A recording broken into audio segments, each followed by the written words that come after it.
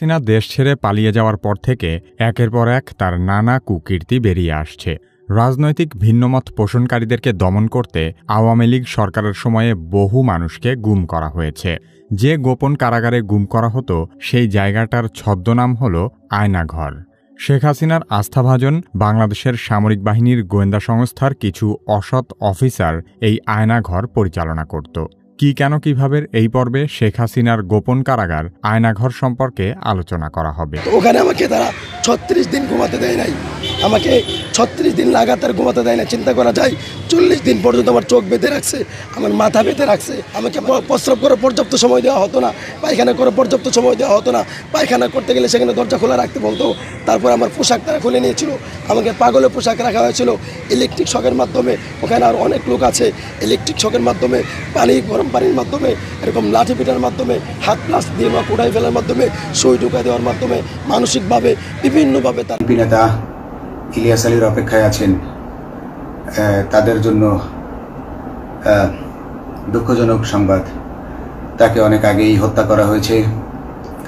তাকে পতেঙ্গা সমুদ্র সৈকত দিয়ে কড়া পাহারায় সাগরের মাঝখানে নিয়ে স্পিডবোটের মাধ্যমে মুখে পলিথিন পেঁচিয়ে হত্যা করে, তার পেট ছুরি দিয়ে ছিদ্র করে, তাকে পাথর দিয়ে বেঁধে সাগরে ডুবিয়ে দেওয়া হয়েছে।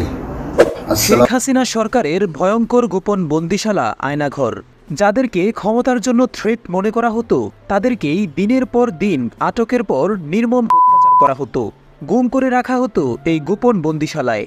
এতদিন যা ছিল একেবারেই লোকচক্ষুর অন্তরালে। কিন্তু ছাত্র জনতার গণ অভ্যুত্থানে একনায়ক শেখ হাসিনার পতন ঘটলে অনেক বন্দী এই গোপন জেলখানা থেকে মুক্ত হচ্ছেন।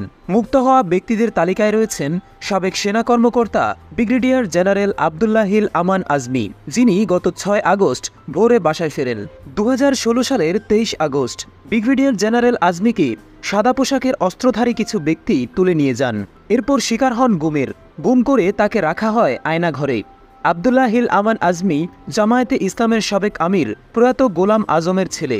1981 সালের ডিসেম্বরে তিনি ৫ম বাংলাদেশ মিলিটারি একাডেমি দীর্ঘমেয়াদী প্রশিক্ষণের মাধ্যমে east Bengal regiment 2nd lieutenant হিসেবে কমিশনপ্রাপ্ত হয়েছিলেন। সেনাবাহিনীতে ব্রিগেডিয়ার জেনারেল পদে কর্মরত থাকা অবস্থায় তিনি বরখাস্ত হন।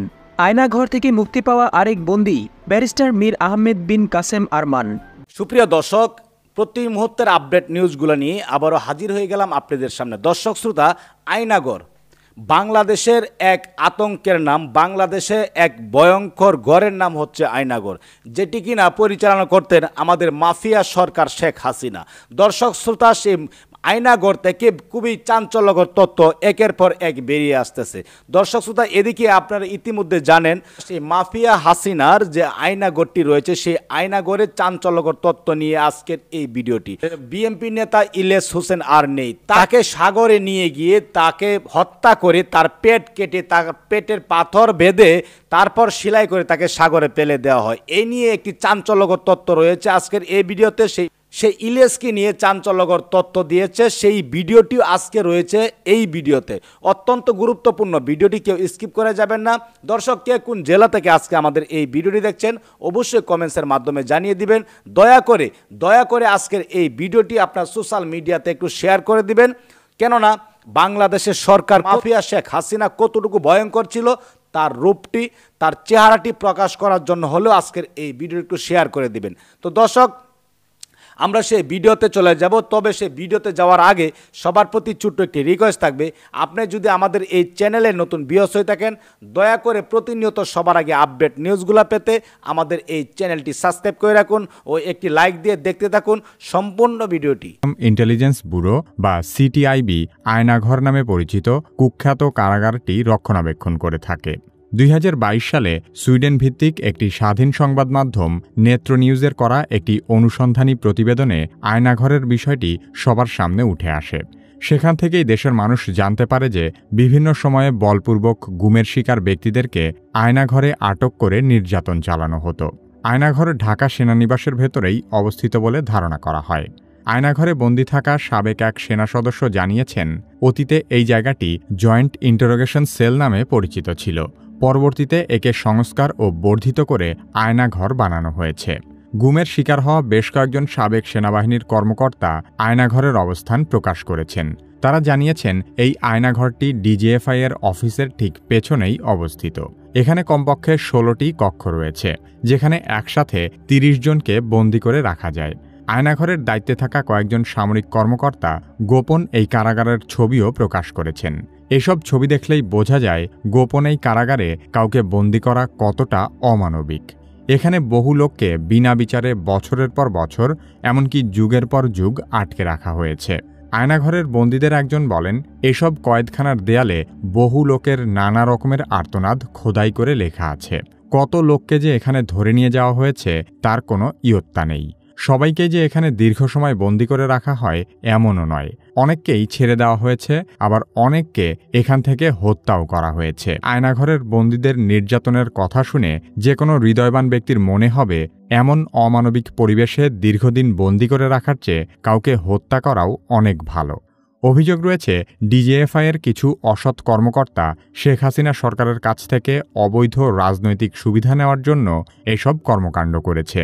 আওয়ামী লীগ সরকার ক্ষমতায় থাকাকালীন বিচার বহির্ভূত হত্যা, নির্যাতন এবং জোরপূর্বক গুমের অভিযোগগুলো বরাবরই অস্বীকার করে এসেছে। হাসিনা সরকার পতনের পরপরই এ ধরনের মানবতাবিরোধী অপরাধের প্রমাণ হাতে নাতে পাওয়া যায়। বাংলাদেশের শীর্ষস্থানীয় একটি সংবাদপত্রে বলা হয়েছে, শুধু ঢাকা সেনানিবাস নয়, সারা দেশের বিভিন্ন স্থানে এরকম আরও বেশ কিছু আয়নাঘর থাকতে পারে। এবং তিনি র্যাবের অতিরিক্ত পরিচালক ছিলেন। অতিরিক্ত পরিচালক অপারেশন। তিনি মেজর থাকতেই র্যাবে ছিলেন এবং বাংলাদেশে যত গুম খুন হয়েছে বিএনপি সহ অন্যান্য যারা অ্যাক্টিভিস্ট, সেই গুম খুনের সাথে জড়িত এই জিয়াউল হাসান। অনেক নেতাদেরকেই র্যাবের কালো গাড়িতে করে সিভিলে ধরে আনা হতো, এনে র্যাব 1-এর গোপন আস্তানায় তাদেরকে আটক রাখা হতো। এরপর তাদেরকে সময় মতো অজ্ঞাত স্থানে নিয়ে তাদেরকে হত্যা করা হতো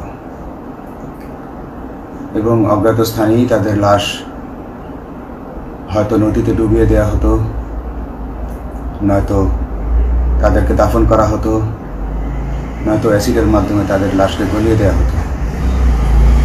আমি 2014 অক্টোবর থেকে 2017 ডিসেম্বর পর্যন্ত র্যাব সদর দপ্তরে কর্মরত ছিলাম। তখন র্যাবের ডিজি ছিলেন বেনজির, যিনি আজকে দেশের হাজার হাজার কোটি টাকা চুরি করে, পুলিশের হাজার হাজার কোটি টাকা চুরি করে পালিয়ে গেছেন বিদেশে। তো আমি দেখেছি অনেক মানুষকে কিভাবে অন্যায়ভাবে গ্রেফতার করে নিয়ে গুম করে রাখা হতো। আমি রিসেপশনে ডিউটি করতাম। গুম হয়ে যাওয়া মানুষের স্বজনেরা আমার কাছে আসতো, কিন্তু আমাদেরকে কঠোর নজরদারিতে রাখা হতো। সিসি ক্যামেরার আওতায় ছিলাম, তাদের সাথে আমরা ওভাবে কথা বলতে পারতাম না। তাদেরকে কোনো তথ্য দেওয়া নিষেধ ছিল আমাদের জন্য। কিন্তু তাদের স্বজনরা আসলে এসে যখন এখানে কান্না করতো, আমি নিজেকে ধরে রাখতে পারিনি। আমি অনেকের স্বজনকেই তাদের স্বজনের, গুম হয়ে যাওয়া স্বজনের পরিণতির কথা জানিয়ে দিতাম। বিশেষ করে যাদেরকে মেরে ফেলা হতো, খুন করা হতো, তাদেরকে আমি খারাপ সংবাদটা দিতাম না। কিন্তু যাদেরকে বন্দি করে রাখা হতো, যেমন বিএনপি নেতা সালাউদ্দিন আহমেদকে যখন অ্যারেস্ট করে আনা হলো, তিনি অ্যারেস্ট করার সময় ধস্তাধস্তিতে মাথায় আঘাত পেয়েছিলেন। তাকে র্যাব 1-এর গোপন কক্ষে আটক করে রাখা হয়েছিল দীর্ঘদিন। এরপর তাকে একসময় ভারতে পাচার করে দিয়ে আসা হয়। তাকে অজ্ঞাত কারণে হত্যা করা হয়নি। তার ফ্যামিলি এসেছিল, তার স্ত্রী হাসিনা আহমেদ, তার ভাই গিয়াসউদ্দিন আহমেদ। ওনারা আমার কাছে বেশ কয়েকবার এসেছেন। আমি কয়েকদিন ওনাদের এই উদ্বেগ, উৎকণ্ঠা, আমার সামনে বসে কান্নাকাটি দেখে আমি থাকতে পারিনি। আমি ওনাদেরকে কৌশলে আমার ফোন নাম্বার দিয়ে আমি ওনাদের সাথে দেখা করে ওনাদেরকে জানিয়ে দিই যে সালাউদ্দিন সাহেবকে হত্যা করা হয়নি, উনি জীবিত আছেন এবং ওনাকে হত্যা করার সিদ্ধান্ত নেওয়া হয়নি।